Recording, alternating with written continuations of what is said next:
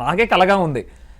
మీకు ఇంకో విషయం చెప్పలేము మ్యామ్, నాకు నాలో ఉన్న టాలెంట్ ఏంటో నాకు తెలియదు అన్నాను కదా, నాకు ఎదురు వాటితో మాట్లాడటం అదే నా టాలెంట్ అని తర్వాత తెలిసింది మ్యామ్.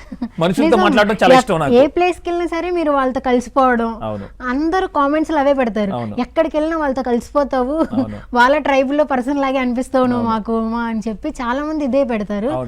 సో ఎలా నేర్చుకున్నారు ఇంత కలగోలుగా? అట్లా వచ్చేసింది మ్యామ్, అది నాకు తెలియదు. అదే అదొకటే ఉంది నాలో ఉన్న టాలెంట్ మ్యామ్.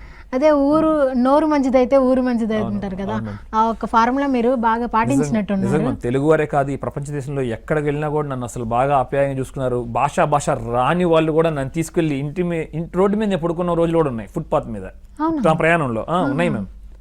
ఇప్పుడైతే హోటల్స్ లో పడుకుంటున్నారు, అప్పుడు కూడా పడుకుంటా మ్యామ్. నేను అలా ఏం ఉండదు, అది ఎక్స్పీరియన్స్ అవుతాను, ఇది ఎక్స్పీరియన్స్ అవుతాను, రెండు.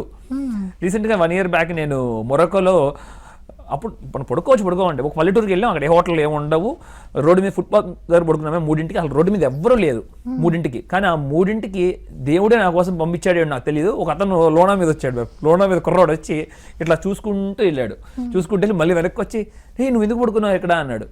నా భాష రాదు, నా భాష తనకి రాదు, కానీ రమ్మన్నాడు. గూగుల్ ట్రాన్స్లేటర్ ఉపయోగించాను మ్యామ్. నేనేం చెప్పాలనుకున్నా టైప్ చేసి చూపించాను. నేను ఇట్లా ట్రావెలర్ని ఈ పల్లెటూరు గురించి ఎక్స్పీరియన్స్ అవుదామని ఇక్కడికి వచ్చానంటే, నువ్వు రా, నేను అడగల, నేను రానా మీ ఇంటికి అని. అతనే నువ్వు రా మా ఇంటికి రా అని చెప్పి వాళ్ళ ఫ్యామిలీ పరిచయం చేసి అట్లా చాలాసార్లు జరిగింది మ్యామ్ నాకు.